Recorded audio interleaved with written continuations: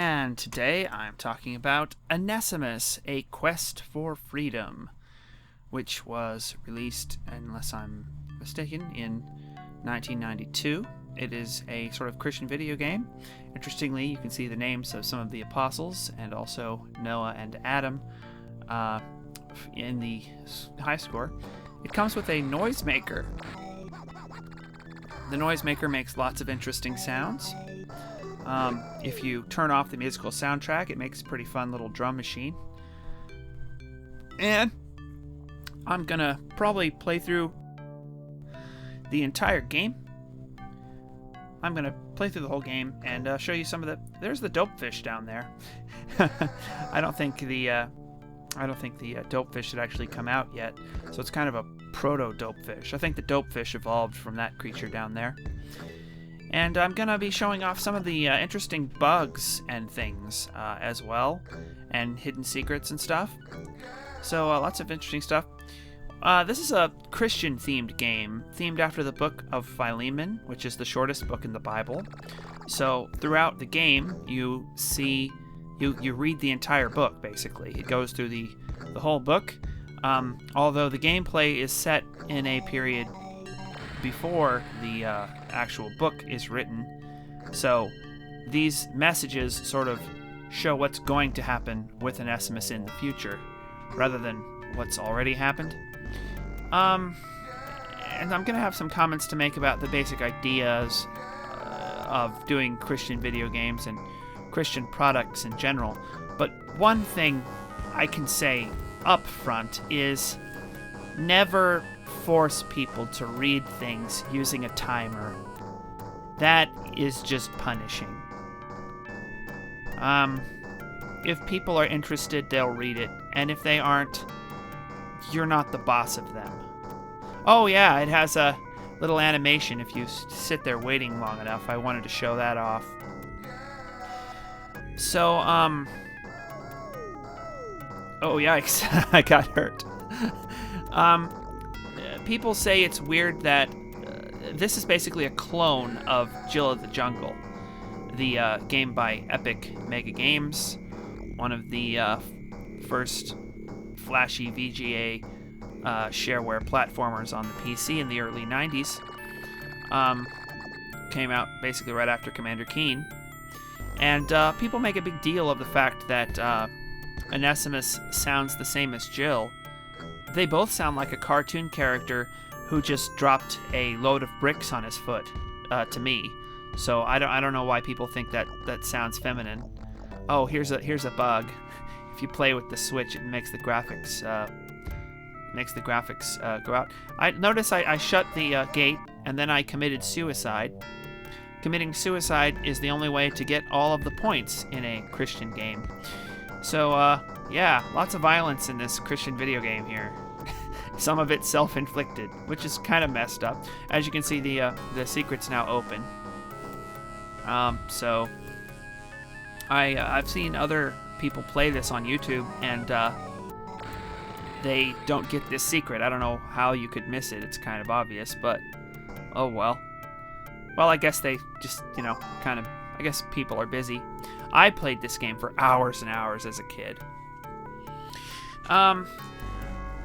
I had to do quite a bit of work. Oh, here's the overworld map. Basically just like the map from Jill of the Jungle 3. Oh, yeah, and check it out. The knife. The knife is probably the coolest thing about this game. There's really an art to using the knife effectively. The way it follows you, but it doesn't have enough velocity, I guess. I'm not big on physics. It doesn't have enough get up and go to follow you indefinitely. So there's a limit to how far it will follow you. And there's one of the little froggies. Those guys are really cute. Now,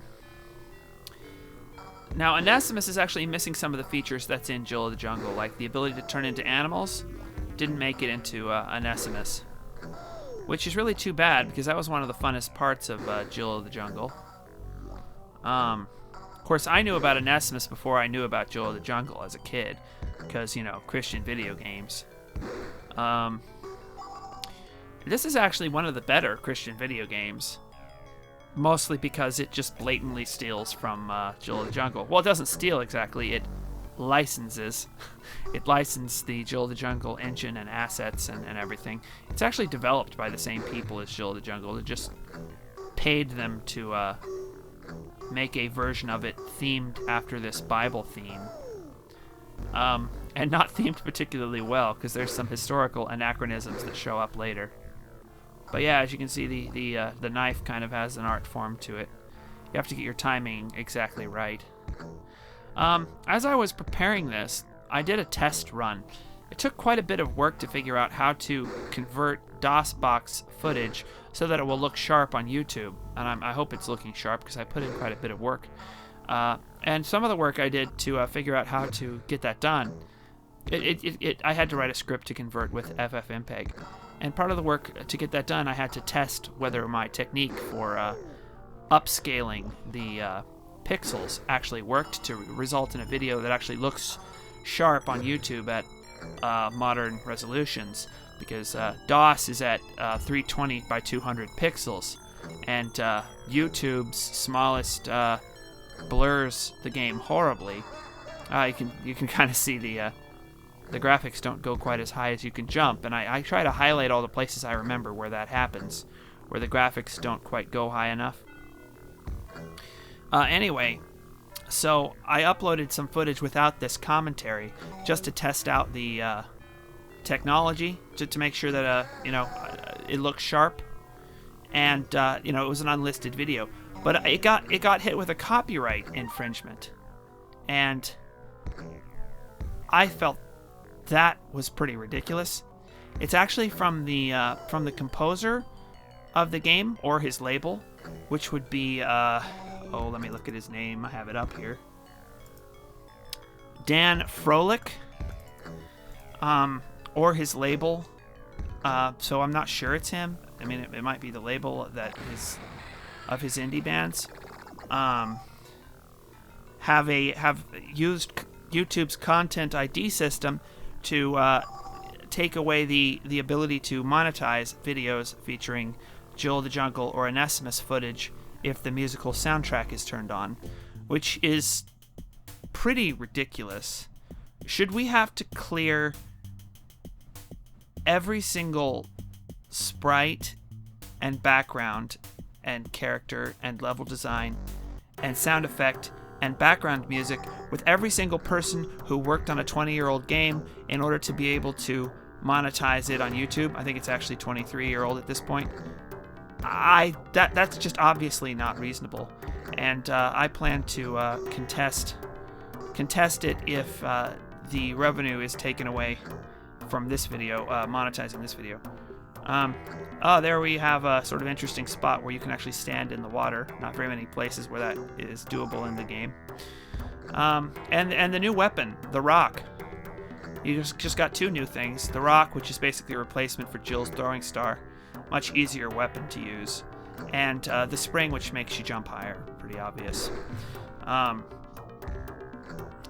Let's see, where was I? Oh yeah, Dan Froelich and the music thing.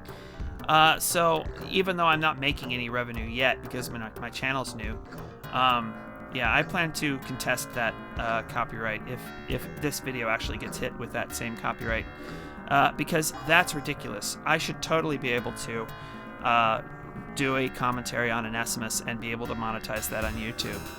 I mean, whatever the legalities of the situation are, it's just ridiculous to be that petty through this Content ID system YouTube has. Content ID screws up all the time, trying to suppress fair use and so on. Well, at least the video isn't disabled, so you're allowed to upload the video. You're just not allowed to monetize it. I can't keep making videos like this forever if I actually do become a become a professional YouTuber, which, you know, is kind of unlikely. But if I ever, you know, make it big, I wouldn't be able to do this this kind of video because the creator of the musical soundtrack with that kind of arbitrary legalistic behavior. So I emailed the guy, though, and it could be some kind of mistake. He might have just done a batch upload of his entire back catalog with all the bands he's in, and those might have just sort of been mixed in there when he registered on Content ID, and so he might not have really thought about the consequence of blocking the monetization of Jill of the Jungle and YouTube footage, Jill of the Jungle and Anessimus footage on YouTube. So I'm kind of hoping he'll respond and maybe change his Content ID settings and get this straightened out. I'd actually love to meet the guy because I'd love to learn about the technology he used to make this soundtrack, and so on, because it is a really nice soundtrack.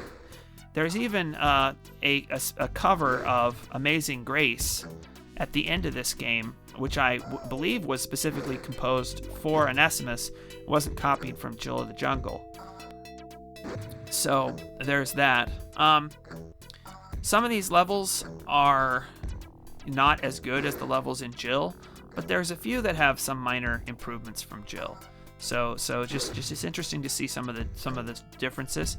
It's like playing a mod. Is kind of what it's like, except with this crappy timer. Oh man, what a terrible way to try to get people to read the Bible. You aren't going to get people to feel good about the Bible by putting a timer there. That was just such a bad idea.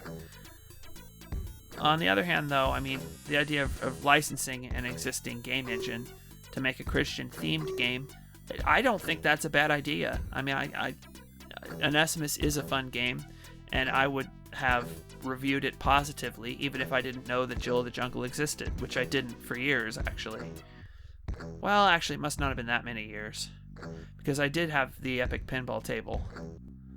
Epic Pinball has a Jill of the Jungle table. It's worth checking out for sure. Epic Pinball has got to be one of the best pinball games that's ever been on PC. Unfortunately, I'm not very good at it, but I might do some footage of that at some point. Let's see. Well, comments on Christian video games. Oh yeah, you can sort of go off the edge of the map here. You're off the edge of the map, mate. Here there be monsters.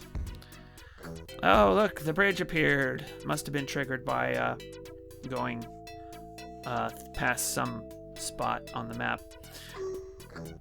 Comments about Christian video games in general.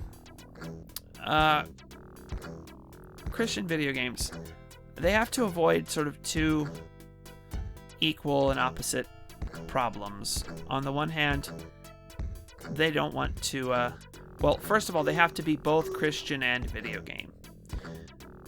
So that's a better, rather than describing these as problems, let's look at them as goals. A Christian video game has to be both Christian and a video game. Most of them fail in the being a video game department, right? They're just, you know, crappy wrappers for a way to memorize Bible verses or learn about the Bible. They're basically all the edutainment, all the problems with edutainment software not actually being very good software times 10 for Christian video games. And then there's the problem of a few titles like this one, I'd say, which are sort of, well, it's not really a problem. It's just you have something that, you know, isn't really all that Christian, you know. It just sort of borrows a few Christian themes and so on, but, you know, it doesn't really meet very much of a goal of promoting the Christian idea. So those are sort of two goals that are somewhat in conflict in the basic idea of having a Christian video game. I think that, you know, for me, I just think it's better just to make a good video game. And what you think will be a good video game will, I think, be influenced by everything. When you're doing any art form, what you think is good is going to be influenced by everything in your life, including, if you're a Christian, including your faith. And that's the way to approach doing a Christian video game, is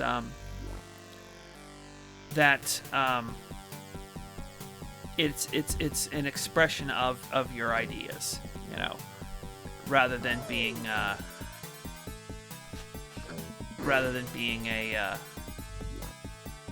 sort of more public kind of thing, you know. Like, you know, I think it's better to have like a rock band with Christians in it than to call yourself a Christian rock band, because you have to put whatever the medium you're working in, you have to put that medium first. You have to say, I'm going to make a great video game or album or book or whatever. And part of what makes it great is going to be my Christian ideals, because my Christian ideals are great. That's the attitude to have. So many of these products are just trying to sort of, you might call it Christ-sploitation, because so many of these products are trying to exploit Christianity as a theme in order just to sell copies and to Christian parents and so on. And that's just this really cynical, anti-artistic way of doing things. And it's really not Christian in any genuine sense. Some people just only buy stuff from, there are weird Christian people who will only buy stuff from Christian bookstores or whatever, and they think that, you know, because it's made by Christians or Christian themed or whatever, that automatically makes it good. You know, they think that they act like having a Christian theme can excuse any problems with quality, and that's not acceptable. That's been the failure of most Christian video games, has been putting the idea of it being Christian ahead of it being a quality product. And a lot of that stuff, a lot of the Christian rock stuff and, you know, Christian video games and Christian this and Christian that is made by people who don't care about Christianity at all and have just found Christianity as a niche market where there's less competition. And so that's a problem. Now this is a level from Jill, obviously, Jill of the Jungle, but it has some great level design in this level. And there's a lot of hidden stuff in this level. I don't think I even find it all in this playthrough. But I would encourage anybody who really is interested in finding secrets in old video games, you gotta check out the castle level in Onesimus and Jill. Here's an interesting secret. You can run right past that guy. He's supposed to chop you in half. But if you stay at full speed the whole time, he'll run right past you. This is a spot where your knife can get stuck, which I've always hated. I've never been able to figure out a way to get that little caterpillar guy. I can get that caterpillar, but not, you know, that one caterpillar is one that'll never, he never dies. There's no way to get him. Well, I got Batman over here. So Christian video games is a theme I'm going to want to sort of cover on this channel quite a bit. Oh yeah, I love this. You can jump down here and see what the part of the level looks like that you're not normally supposed to see. All that sky. Anyway, there are quite a few Christian video games that are worth looking at. One that I will not be getting footage from is called Guitar Praise, and it is supposed to be Guitar Hero, but it's missing a lot of the things that made Guitar Hero good. Guitar Praise comes with a really nice guitar controller. If you want a guitar controller to play Frets on Fire or Phase Shift or whatever music games there are that, you know, imitate the Guitar Hero Rock Band format on the PC, you couldn't do any better than to buy than to buy Guitar Praise and get the Guitar Praise controller, because the hardware they included is top notch. It is a really nice guitar controller. It's wireless. It still works for me. I've had it for several years and it still works. So that is just really nice.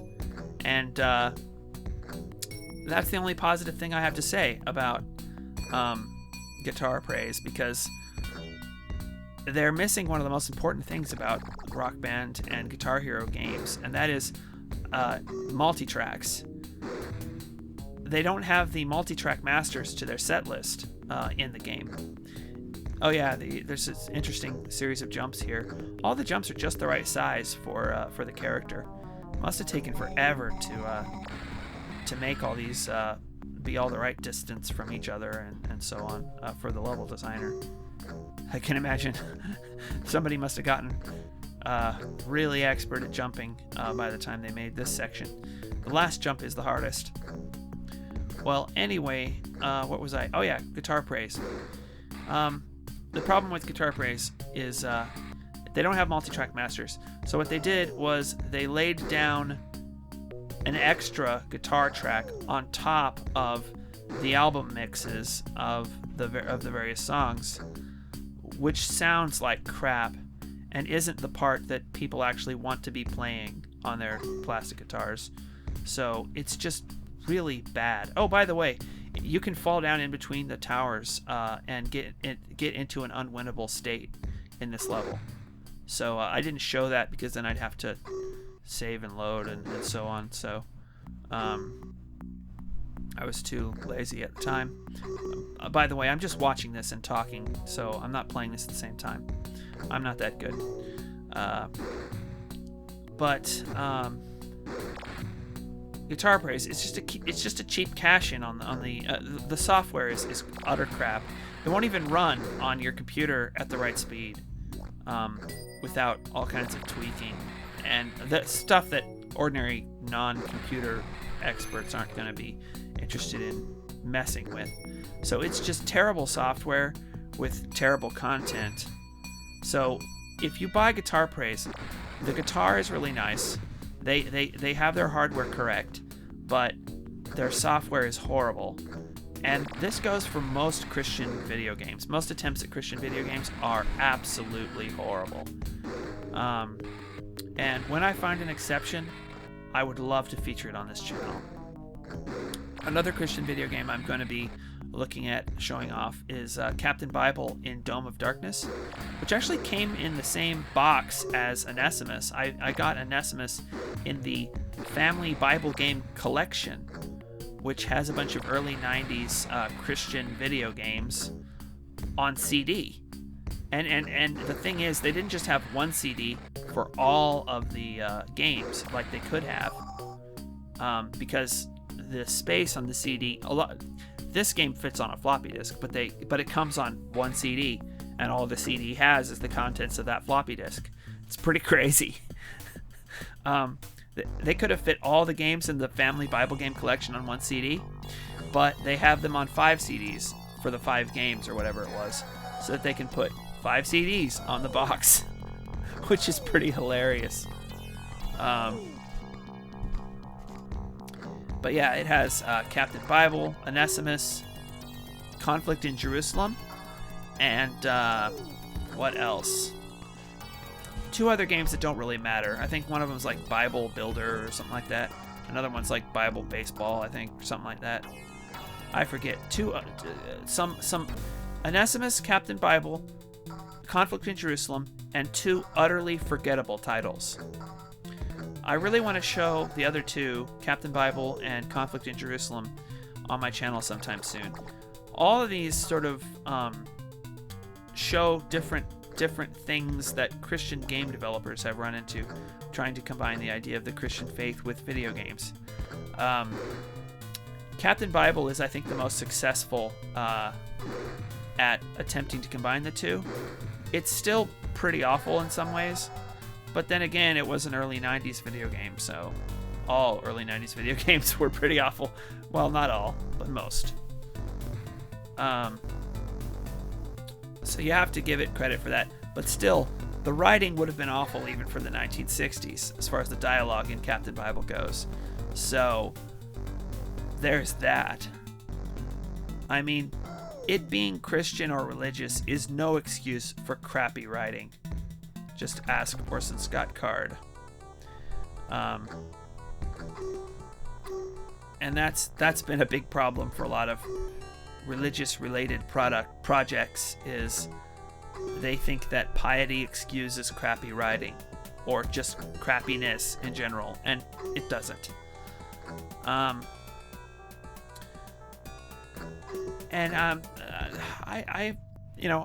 been trying to, not get too advanced talking about aesthetics here, because, I'm a philosophy major, so I could get into,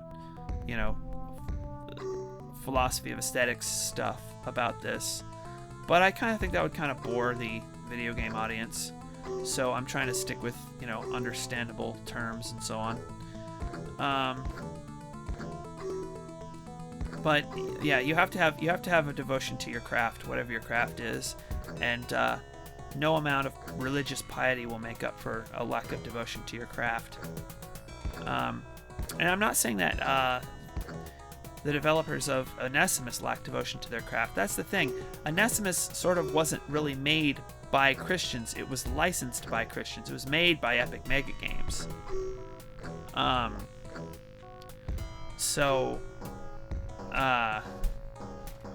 don't think the Epic Mega Games staff were Christians per se. They were just, happy to take Christians' money and then make a video game by reusing content from their existing game. There's a cool secret here. Well, let's see. Oh yeah, Conflict in Jerusalem. I'm wanting to get some footage from Conflict in Jerusalem soon. The trouble is, it's a Windows game, and it doesn't run on modern Windows systems. You have to get Windows 95, 98, 3.1, and it might run on Windows XP if you're lucky, but I haven't been able to get it to run on Windows Vista or 7 or 8. And I haven't got any of those old computers able to capture footage very well. So I'm going to have to mess around with virtual machines and stuff to see if I can get that to run in an environment that will let me capture footage from it. Also, it isn't a full screen game, and so I'd want to be zoomed in on the little window of Conflict in Jerusalem.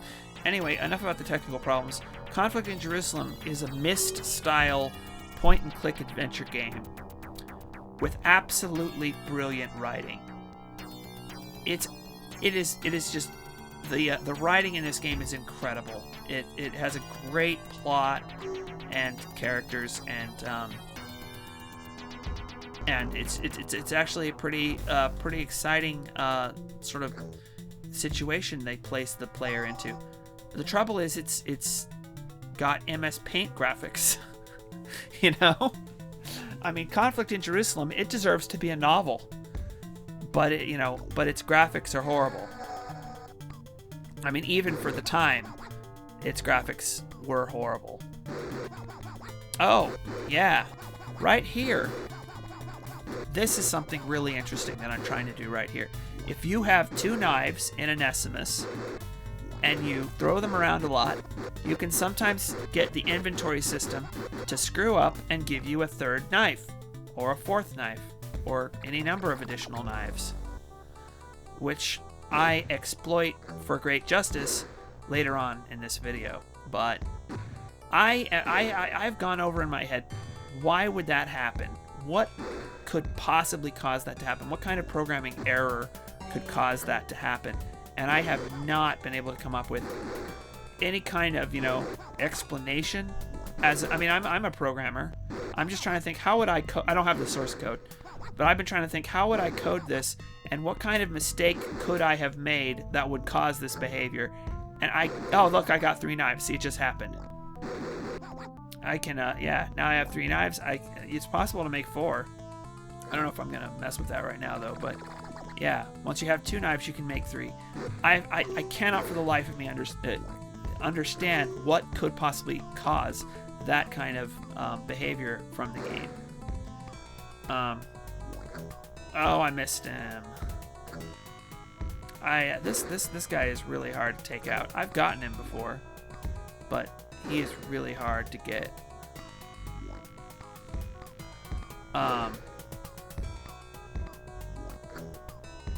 Anyway, if anyone has any idea why that happens, I guess I gave up. Please tell me. Please tell me why. What on earth could be causing this 3-knife thing? It might have been intentional by the programmers, because the idea of being able to multiply knives is a pretty cool game mechanic. So it could be that this was an intentional decision by the developers, but I suspect that it's a bug, because it kind of seems to happen by accident. There's no sign anywhere telling you to do it. I don't have the game manual because the Family Bible Collection did not come with a game manual for Anessimus, but I suspect that it is a mistake by the programmers. So if anyone has any idea why that happens, please let me know. Find the keys. Okay. So this level's pretty long. Now, this is an interesting thing that I don't remember actually being in Jill. I think this is unique to Onesimus, but I'd have to play through Jill of the Jungle again to be sure. But a bag of coins, and once you have coins, you can keep using the coins. You don't use them up, ever. Rogue's Hideout. So there's Rogue, the most formidable enemy in all of Anessimus. I think he's basically the prince from Jill Saves the Prince. Or maybe Anessimus is. I forget. One of them is. Why doesn't he have a shirt? Well, I think because he is toxic masculinity incarnate. That's why. And once you give him the money, he's bribed. And once he's bribed, you can chill and hang out with him, and he doesn't hurt you anymore. Or move. Now, why are you bribing people in a Christian game? I don't know. There's a lot of things about Onesimus that don't make sense. Like, would there really have been a medieval castle with armor in the 1st century? Probably not. So there's a lot of very silly, historical anachronisms in Anessimus. So where were we?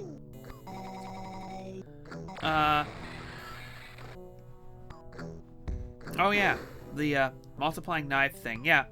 So basically, Jesus multiplies the loaves and fishes. Onesimus multiplies knives. Yes, sir. That's what happens. So, let's see. What else? Oh, yeah. The Book of Philemon itself. It's about time I got around to talking about that. The Book of Philemon itself is basically really hated by social justice whiners because it features the epistle to Philemon is a letter written by the Apostle Paul to Philemon, who was a Jew converted to Christianity. At least I'm pretty sure Philemon was a Jew. And so a Christian Jew. And Anessimus was his slave. And Anessimus ran away. But Philemon had converted to Christianity. And Onesimus eventually meets up with St. Paul, who converted Philemon. Or Philemon, however you say his name. Onesimus meets up with Paul. Paul converts him to Christianity and then sends him back to Philemon. Now, what a lot of people object to is, well, shouldn't Christianity set people free or whatever instead of people still being a slave after being a Christian or whatever? Well, I think that kind of attitude comes from a misunderstanding of how Jewish slavery worked. Slavery in the Old Testament is basically identical to debt. The borrower is slave to the lender. That is the Bible's definition of both. Well, that is the Bible's basically the Bible's definition of debt debt is slavery. Slavery is debt, according to the Bible. So the situation would have been that Onesimus owed Philemon a bunch of money, which he was paying in the form of labor for 7 years. After 7 years, in the year of Jubilee, Anessimus would have been set free if he chose to leave, which he'd have to be crazy not to, assuming that he ran away. So what the Apostle Paul is doing is saying, look, you're a Christian, but you still have to pay your debts, your worldly debts. Not the debt of sin, but you still have to pay your worldly debts, because that's what an honest, righteous living person would do. And so biblical slavery is very different from how slavery worked in the American South, because in the American South it was permanent and it was racial, and those are two things that biblical slavery was not, or at least slavery that was allowable under the laws of Moses. The Southerners, there were rules in the Bible about how to handle slavery, which the Southerners completely ignored. And so, even if you want to make a defense of slavery from the New Testament, you would have to follow the rules, which they weren't doing. And ultimately, slavery in the Bible was more allowed than required or encouraged. And mostly because, it was kind of inevitable, and there really was no other way for a lot of debtors to pay their debts than to work them off. So that's basically how slavery worked in the Bible, and that's the context in which you have to understand the book of Philemon. Christians don't, you can't use Christianity as an excuse to default on what you owe or on obligations that you were under before becoming a Christian. So, and so that's what all that servants obey your masters thing in the Bible is really all about. And of course, this makes the social justice whiners so mad because you're defending slavery, blah blah blah. And no, not really, not what they mean by slavery, at least. I've got a whole bunch of student loan debt, so according to the Bible, I am a slave. There's no way the Bible actually condoned the slavery that was going on in the American South in the 19th century. So, that's important. Path to Rome. We're coming up on towards the end of the game here. There's just a few levels left. Some of them are kind of silly. Now, a sky on the ground, airy. This whole place makes no sense. And I've got the rock. Look, the graphics are messed up again.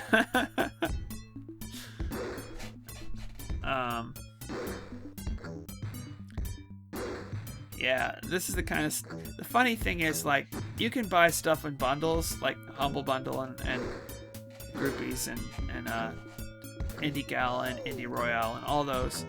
And a lot of the games you get from those are crap like this. Only the thing is, this was mainstream PC gaming circa 1992.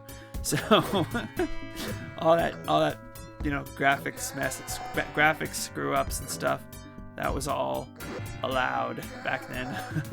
Because, it was just amazing to see this fancy scrolling and these colorful VGA graphics and this cool ad-lib soundtrack. I think it's the ad-lib sound that we're hearing here. Of course, by the time I actually played it, it was a few years old, and I think everybody had a sound blaster by that point. Yeah, I never actually... This game has a CGA and EGA mode, but I never actually played on those modes. Why would you? Have you ever seen a sky that looks like that, where it just turns black? Now, you can never get all the apples in this arc because this stupid timed scripture thing stops you. I mean, that's just horrible. You want to make this nice arc, and you can't. Well, I love that little sound it makes when you're out of weapons. There is a bunch of stuff that I really wish this game would have done differently. For one thing, I wish it would have come with a level editor, because I could make all kinds of fun levels with this thing if I only had a good level editor. I'd want to make a Jill of the Jungle. I'd want to use the features of Jill of the Jungle. I might want to use the character of Anessimus, just because that's the one I'm more familiar with personally. Or actually, I'd want to draw my own character now that I come to think of it. But see, I flipped the switch and now the bridge is turned on. Pretty good level design. I think Duke Nukem used that same trick in a few places. Duke Nukem 1, I mean, not Duke Nukem 3D.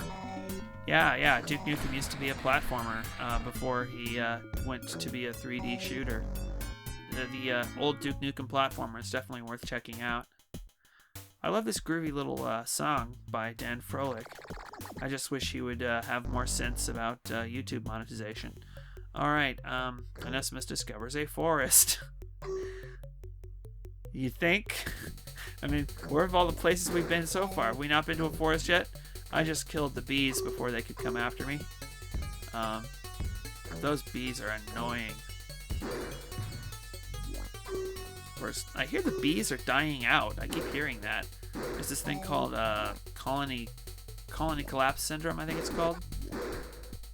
I think you have to have a nice wall to knock these knives against to actually get the third knife to come out. Oh yeah, I think I screw up somewhere in here. I actually have to redo a part. Yeah, now this place is a total death trap. I mean, this cave is definitely not OSHA regulations for video game character safety. Definitely not safe. I think I'm just being really lazy when I get killed in this part. Yeah, I just wasn't paying attention to my health. So I have to redo it all again. You could probably skip this part. I don't know if I'll say anything interesting. Yeah, I mean, I have, I have like, it's probably somewhere close to the 45-minute mark, I would suppose. I don't have a clock running, but I figured I would have, about an hour's worth of stuff to say, but I've said most of it at about 45 minutes. But I still have all this footage to show off because I want to do a sort of complete playthrough. Well, let's see. Ideologically based video games in general. I mean, I already talked about Christian video games. What about just ideologically based video games, in general, instead of just Christian video games? Talk about the case for them and against them more generally. On the one hand, they kind of turn a lot of people off. Especially people who don't agree with the ideology. This isn't always true, because I mean, I'll play BioShock Infinite, even though it's basically a simulator for basically killing hundreds and hundreds of Mormon policemen on the off chance that they might be racist. I mean, that's basically BioShock Infinite in a nutshell. And I have a serious ideological problem with that. But it's a really well-made game.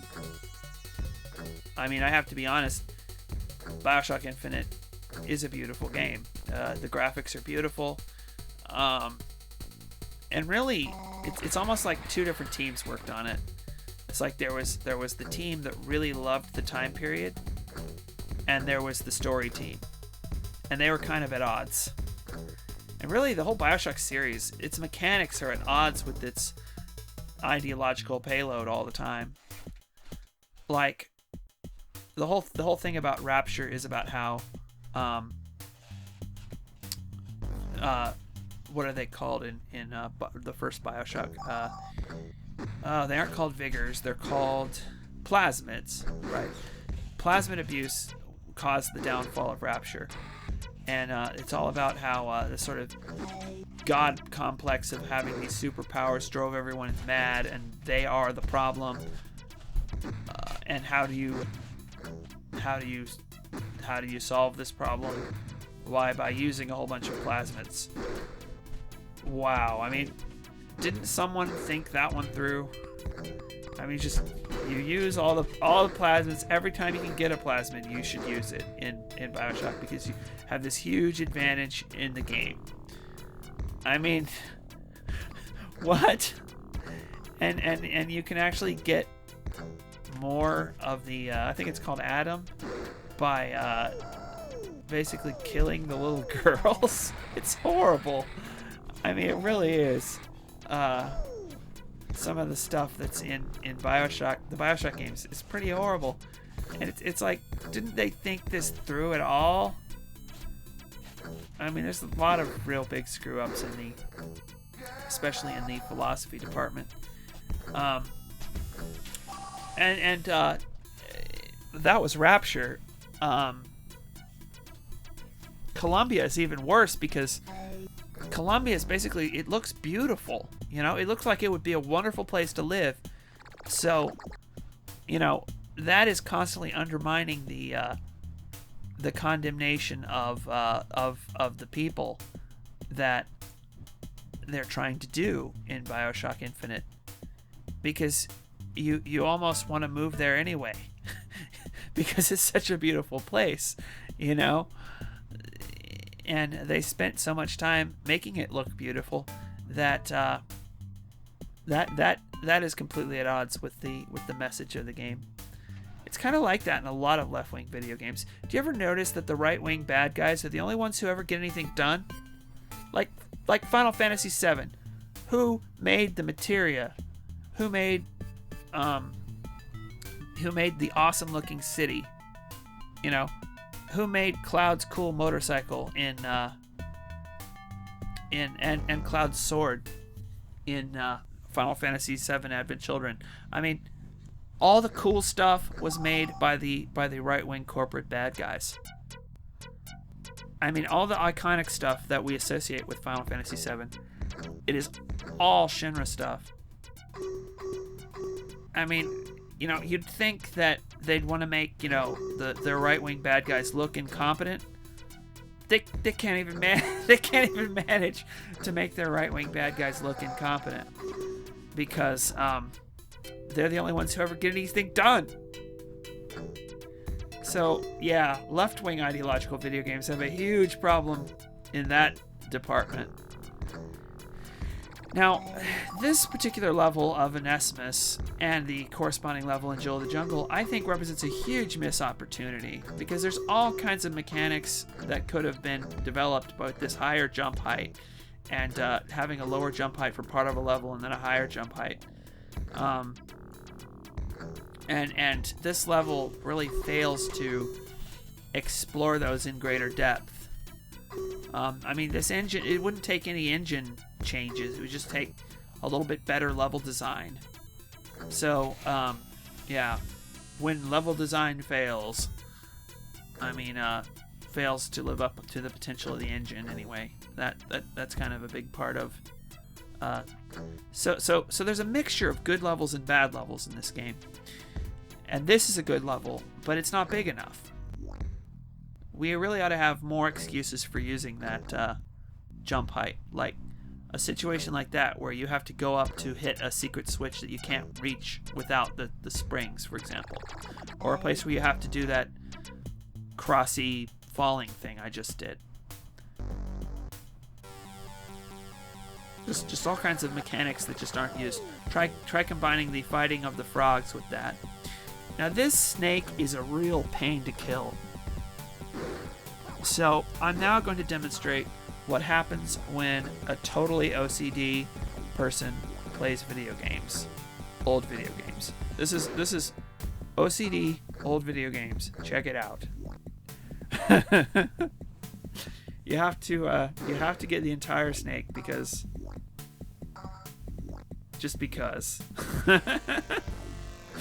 I'm trying to get the highest possible score. I think I fouled up already when I missed some kind of apple or something earlier. I missed an enemy earlier, so I'm not going to get the highest possible score no matter what I do at this point. But I'm pretty close. I'd kind of be interested to know what the highest possible score on Anessimus is. This kind of thing, like, yeah, I mean, we ought to have like more, ways of doing in-depth analyses of old video games.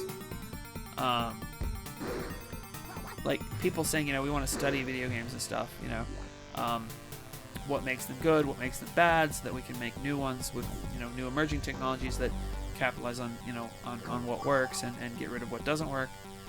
And that's one of the things we'd want is a way of taking, measurements of the consequences of various design choices. Now, I really hate this particular level, mostly because it makes you lose your knife if you do that. And I just hate that. That really punishes the player for something that you've been teaching them is the right thing to do the whole rest of the game until now. So you don't want to punish the player for doing what you and your mechanics have been teaching them to do all along. That's just really bad behavior by the developers. I was thinking about trying to trap this lobster in space, but I didn't actually get it done. Too lazy. So yeah, always reward the player for doing what your mechanics tell them to do instead of trying to punish them for doing what your mechanics tell them to do. Because, I mean, seriously, that's bad. Hold on, I gotta pause this. Okay, I might be out of sync at this point because I got interrupted. But yeah, here's another situation where the knife isn't behaving the way it ought to. There really ought to be a way to kill that guy, but I don't think there is. There might be some fancy thing involving jumping up on that stone ledge up higher that actually kills the guy. Oh, I got him. I did get him. There it is. Yeah, I'm trying to multiply the knives again, but it's not going to happen. Some levels just doesn't happen in. I'm not sure why.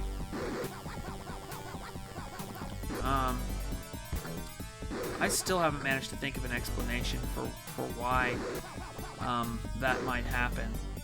The multiplication of the knives. It just makes no sense to me. I don't understand. I can see it. Most of the ways I can think of that could happen would have to involve multi-threaded programming, and somehow I don't think Anessimus or Joel of the Jungle involves multi-threaded programming. I mean, I'd be very surprised if that were the case. So, what is causing it? I don't know. And what's causing you to get hurt when you run past that torch, even if it's at the right time? That's another bug. At least I think it's a bug.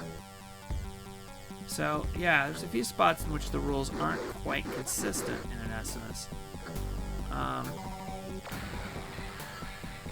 And it'd be really interesting to find out what causes these different behaviors.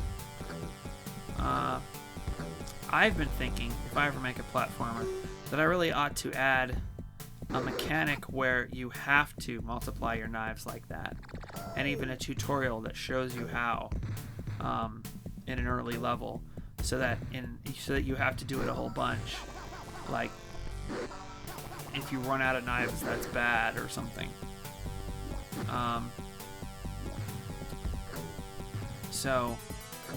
Oh, and these boulders. I kind of didn't like these boulders either. Another thing I can't figure out about this level is how to access the multimedia scoring thing up there. There doesn't seem to be any way to get up there. I have never found a way up there. It boggles my mind. How do you get up there? Oh yeah, I've already went to the hut. Oh, the ice castle, because that's a thing that was totally around in the 1st century. Oh, by the way, that last level was called the Wooden Plaza. One of the things about you can tell what class a person is in by how they pronounce the word plaza. The upper classes refer to it as the plaza, while the lower classes call it the plaza. So, the plaza or the plaza. It's just one of those My Fair Lady things. You can just instantly tell whether a person is an educated and cultured upper class person or a lower class person by how they pronounce it. They say plaza or plaza. Anyway, it's like a really obvious arrow pointing that says key. I wonder whether they had like playtesters who never figured that out and got trapped forever in the ice castle without a sign there. There's a few silly things like that make you wonder. Now sometimes that little red ball will get loose and will go bouncing like crazy all over the place. I don't know if they implemented some kind of Newtonian physics system or if it's just sort of a pre-scripted where that ball is supposed to go and then it just gets a little bit off script and starts bouncing around the place. And I don't know what causes it to start bouncing around the place. It just doesn't seem to be consistent. So I really like to look at the source code and find why some of the eccentricities in this game occur. Oh, that's right. I have to go back to the left to get the spring. Another one of those horrible timer scriptures. Those are just evil because they ruin people's appreciation of the Bible. I mean, people who are forced to read the Bible, do you think they're going to actually take it to heart? Because I sure don't. And really, the book of Philemon, you can kind of get a paragraph and a description of the book of Philemon and get the point of it. I mean, the actual words aren't really that big a deal. It's just sort of the underlying story that's important, which is a story about redemption. And, even a runaway criminal can find true freedom in Christ, and that's what true freedom is freedom in Christ. Even if you are like Paul, a physical prisoner, or like Anessimus, a physical slave, you can still find freedom in Christ. That is the idea of the epistle to Philemon. And seeing it, I mean, Onesimus would be a cool subject for a movie or a video game or anything. I mean, and that is actually this was actually a really cool idea. I just wish they had written more of their own original levels for it. I think the Aqueduct might be a level original to Anessimus. I don't really remember. It's been a long time since I played Jill. But whether it is or not, it's actually fairly appropriate here because, the Romans dug aqueducts, and I don't know where Philemon lived, I don't remember, but Onesimus eventually meets up with Paul in Rome. Paul, as you may recall, was a Roman citizen, a fact that he used to his great advantage as a Christian missionary, insisting on the rights of a Roman citizen. He couldn't just be put to death or whatever for his Christianity or spreading a new religion, because he was a Roman citizen, and so he had to go to trial, and he had various rights that protected him for a long time. Apostle Paul.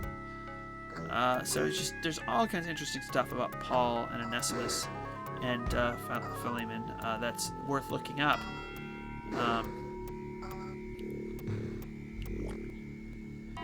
But the ultimate biblical video game character would have to be David.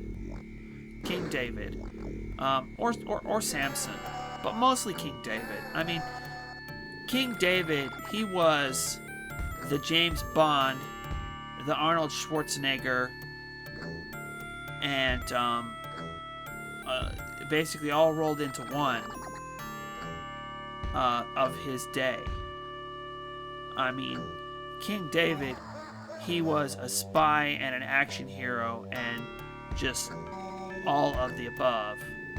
So the wars that he fought in, you know, are just, those are a story worth telling just by themselves. And then, I mean, the whole thing with Bathsheba is at least as compelling as anything going on between Lancelot, Guinevere, and Arthur. So, I mean, it is quite a story. There's a reason why the Bible is the basis for so much of the Western canon, which goes beyond just being religious. Though the religious aspects are, of course, also very important. This is another case where this is where you get to use the bribe mechanic a whole bunch. There's the proto-dopefish down there. Oh, for people who don't know, the dopefish is a character or an enemy in Commander Keen 4, Secret of the Oracle, I think it's called.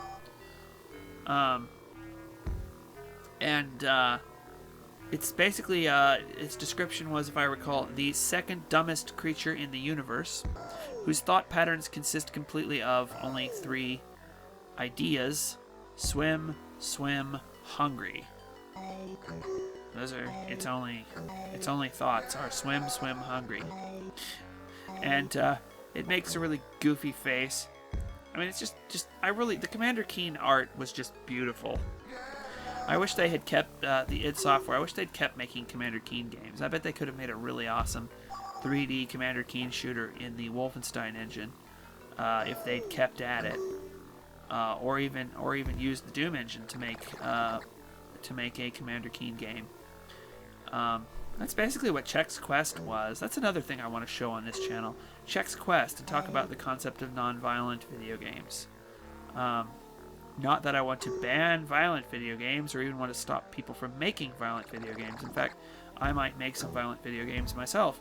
But I think it's also an interesting experiment to try and see, if you can find non-violent themes for video games and still have them be good games. And I think Check's Quest actually did that fairly well. It's got to be the best serial prize that there ever has been. Check's Quest was basically the Check's company licensed the Doom engine to make a game themed after Check's serial. And the result was, like I said, the most awesome serial prize in all of history. I mean, just the best serial prize that there's ever been was a CD containing the Check's Quest game and an invitation to America Online, which kind of not so good.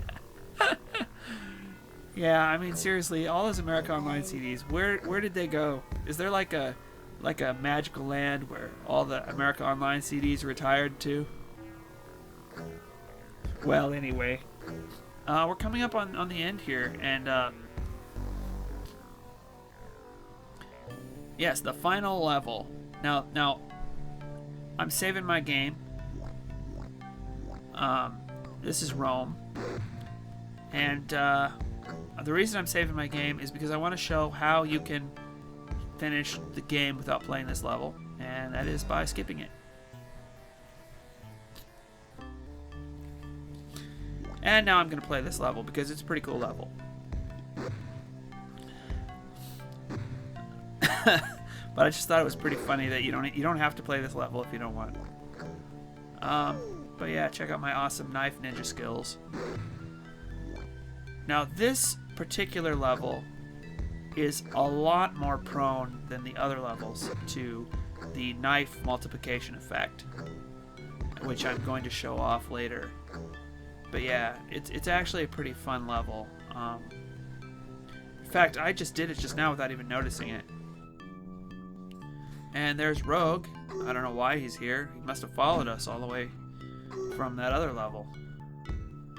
Guess he's not happy. Maybe he found out the the gold was fake or something.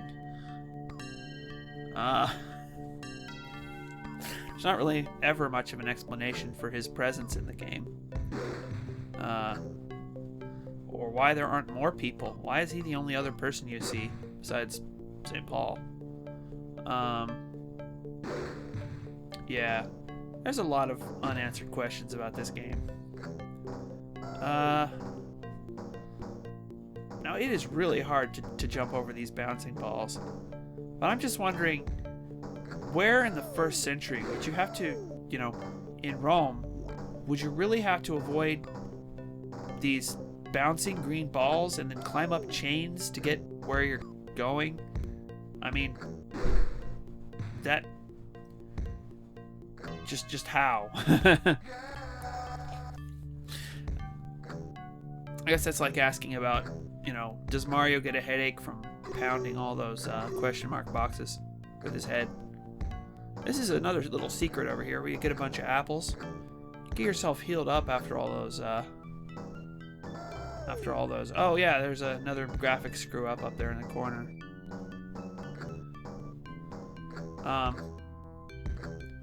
Get yourself healed up after missing all this. Oh yeah, I just want to underline the fact that the graphics screw up is there. See how much of it I can see. Not very much. It's actually fairly well covered up. It's just not quite high enough. Yeah, they should have pressed the space bar a few more times in their level editor, I'm guessing. Now, here is the part where things get really interesting. This is sort of the grand finale of this playthrough.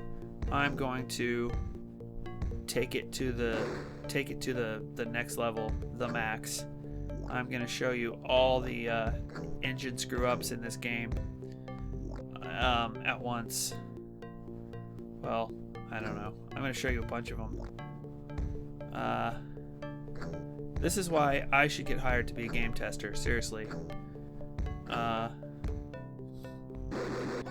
I try pressing every button. I can find the bugs.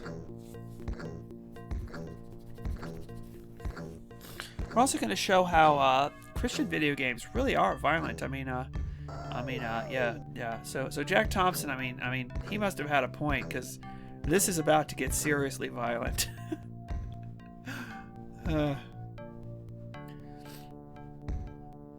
Now, you know, you kind of can get that guy to follow you if you jump around where he is, throw the knife around a bunch where he is. You can get him to follow you mostly.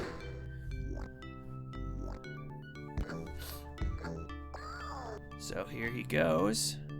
Yow! That doesn't sound feminine to me. It just sounds like a generic Looney Tunes character. Ow!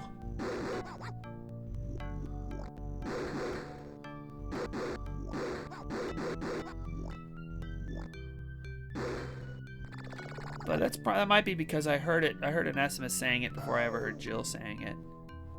I think it's kind of, yeah, I think it is kind of a genderless sound effect, personally.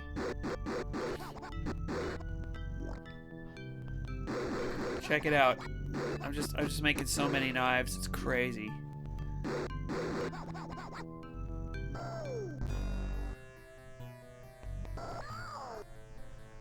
This is where I kind of really punish the developers for not making this guy hurtable with knives. Check it out. No! He keeps dying. Seriously. I mean, I know Jesus could bring Lazarus back, but this must be really pushing it. How many times do you expect to get resurrected? Seriously. So I'm kind of wondering if it, you know, how far it's possible to lead this rogue guy. Can you lead him all the way up to Paul's room? It looks like you can't, because I've never succeeded in getting him further than the point at which I'm going to show.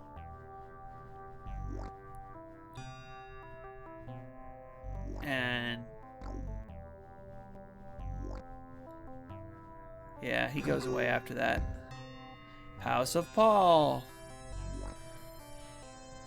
And as you can hear this nice cover of Amazing Grace in the background, it's really nice. I just jumped over the ending thing. Tried to kill Paul. Guess you can't. No Paul is dead myth for Onesimus. But yeah, trying to make an extra knife. And let's see. And I did it. I made an extra knife. So yeah. Welcome, Anessimus. I am Paul, apostle of Jesus. Paul, what must I do to be saved? You must believe on the Lord Jesus Christ. Anessimus responds to Paul, I believe. Anessimus, you have discovered true freedom. I now send you something. You can pause the video and read the rest of it. So I tried to decide what to write in here. I tried my real name. I tried to write a bunch of different stuff.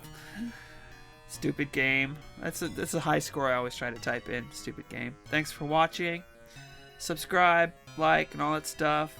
My channel's called Silence Do Gamer.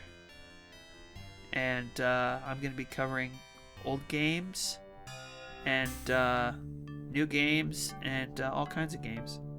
So, yeah. Have a good time.